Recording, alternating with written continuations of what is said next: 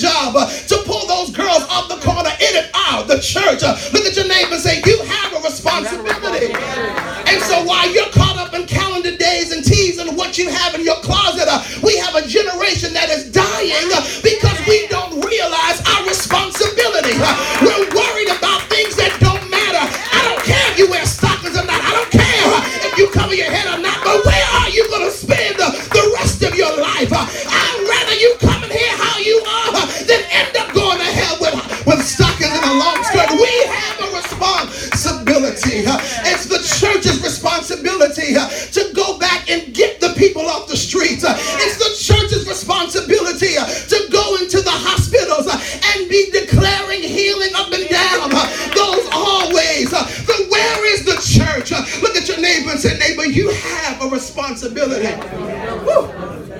Hallelujah.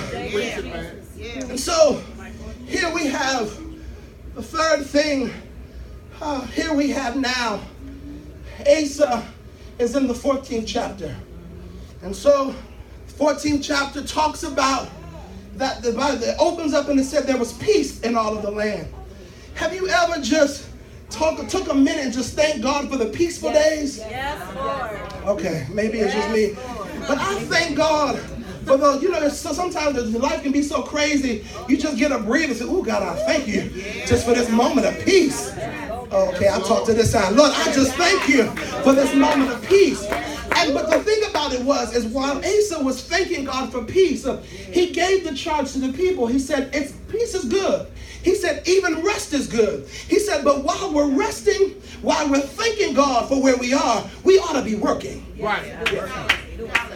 He said, so because we have a responsibility, we ought to be working. Right. He said, we ought to be building. We ought to be working. We ought to be preparing for what's next. Yeah. I know that you all are about to encounter something very major in July. But even before July, as he was an overseer, you should have been preparing. That's right. When he was a pastor, I know, because I've known him for a long time, that the word of the Lord came forth that this day was coming. Right. You should have been building and preparing and working and getting ready, because you don't get ready for war when war comes. You prepare for war so that when war comes, you're ready. And the problem with some of us as we look around the room is we're procrastinators. I am a procrastinator. Lord, look at your neighbor and say, Lord, look up to the Lord and say, Lord, deliver me from procrastination. Okay, I'll preach to myself. Lord, deliver me from procrastination. And the reason why some of us are in the predicament that we are in is because we're procrastinators. The word of the Lord has come. The prophets have come. Everybody's come and spoken. But then we sit and say, oh, you know what? I got this check coming. I got that check. I got my income tax. So I'll wait. I'll do this. I'll do that. Instead of taking the time to prepare. Instead of taking the time to build. That's not even what I'm talking about. So listen. You have to prepare. Look at your neighbor and say, neighbor, prepare. Yeah. So now, here we have Asa. Let me talk about Asa just for 1 second, because I wanted to talk about this. As I began to pray. And I said, Lord, what is it that you had me to say? Not only to Salt Nation, because my brother came and blessed God's way. And so not blessed me, but blessed my pastor, blessed my mother. He blessed our house in such a way. So I said, I prayed to God. This was my prayer. Mother, I said, Lord, I want to return the favor. And so let me talk about Asa, Kenyon, for 2 seconds. And so the Bible says that Asa, he did which was good and right in the eyes of the Lord. Never said that he was perfect. Nope. Never said that he crossed every T and dotted every I. Right. But it said that he loved God enough that he said, God, if you have to check my stuff, I love you enough to get myself in order, because my purpose, my destiny, my calling, everyone connected to me is greater than what I may be dealing with. So it doesn't matter what they think about me. Doesn't matter what I've gone through. Doesn't matter what I've done. But my future is what I'm concerned about. My future is where my eyes are going. My future is where my focus is. I don't care what you thought about, what you know about me, but what does God say about me? God says I'm the head and not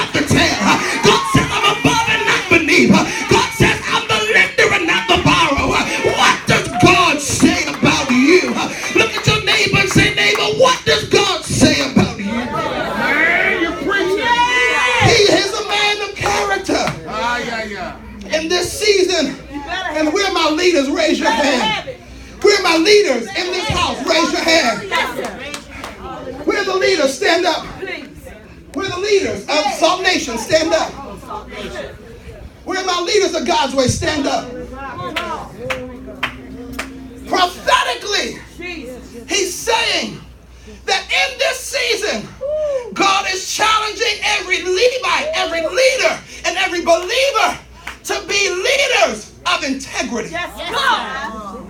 You have to have integrity. The horns of the church, the hope of the church is resting upon the integrity of the leaders. Yes, sir.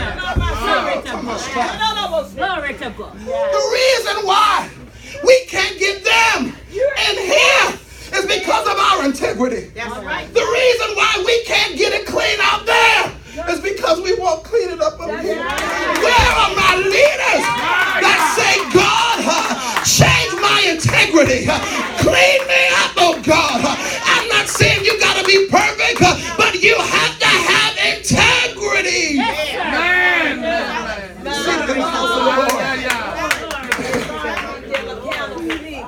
When you say something, when you give your word, Bishop said, he said, because your oath was not to him, your oath was to God. Right.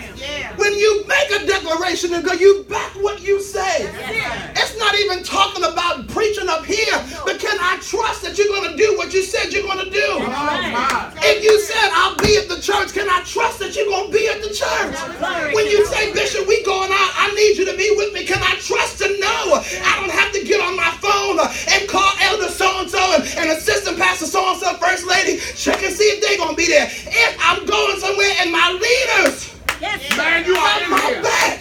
You in here, I thank you. Because when me and Pastor conversed, I said, I have an assignment next Sunday going down to Salt Nation. She said, all right. Not only did she change the service time from 9 to 11, because we usually have service at 12. She said, what we going to do so that people won't go home? We're going to buy sandwiches. Wow. You know she's a grandmother, praise the Lord. We're going to buy sandwiches. And we're going to feed the people so that we can leave together as a church. Awesome. It has nothing to do with the fact of me or of her, but it's the fact of the assignment that is at hand. And what you have to understand is the assignment that is at hand is going to cause you to come up some. The assignment is going to cause you to come up in your tithing. The assignment is going to cause you to come up in your giving. The assignment is going to cause you to come up in the dance ministry, come up in the choir. Look at a neighbor and say, neighbor, come up. Come on. Man, you are in here today. So the Bible says, he says, and there came, what time is it, Joe? All right. And there came out against them, basically, I like ghetto gospel. I love the Message Bible because the Message Bible calls people stupid. And see, sometimes you just got to call them stupid, Pastor, you do. I love the Message Bible. So the Message Bible, I'm going to break it down for you really quickly. He's about to go to war. And so he's about to go to war and he's nervous. No, let's keep it real. He's scared because it talks about it. I'm just going to give you, go home and read it for yourself. Trust me, don't, but it's all right. It's the Bible, it's the word. He's scared because he has to go to war because now all this time they've been thanking God for peace. I'm a friend of God. Praise the Lord. Hallelujah. You know, they've been preparing for war and now it's time to go to war. They've been preparing for it and now we're a month away from July 8th. Oh, okay. They've been preparing for it. They've been prophesying it. But now we're here. Okay.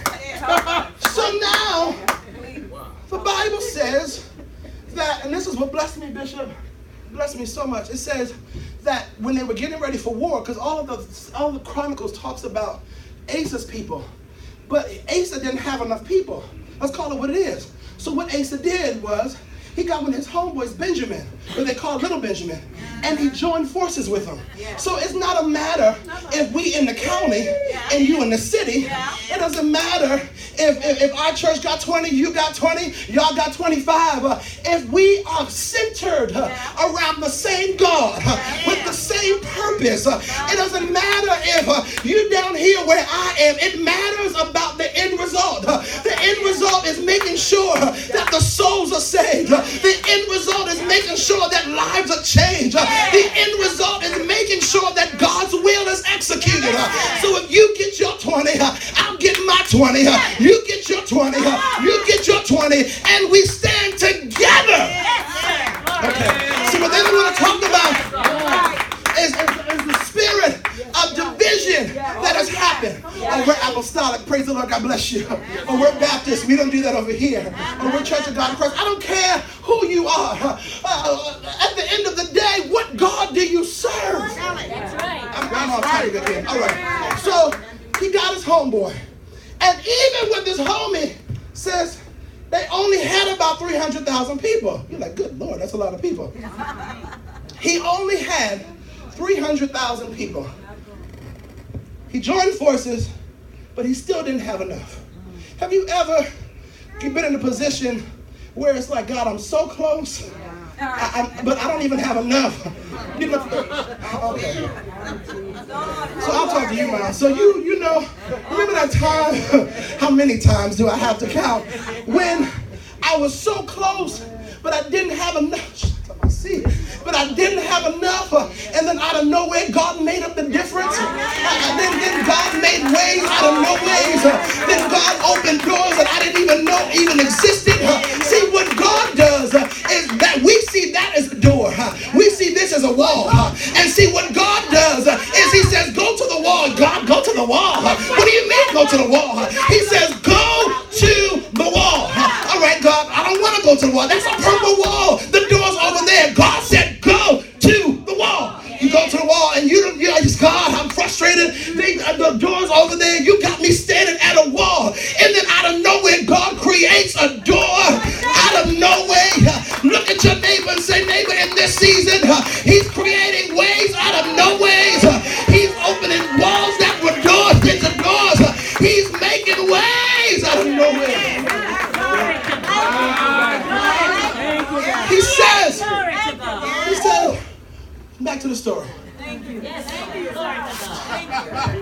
Glory to God. He says, now y'all can't see my story.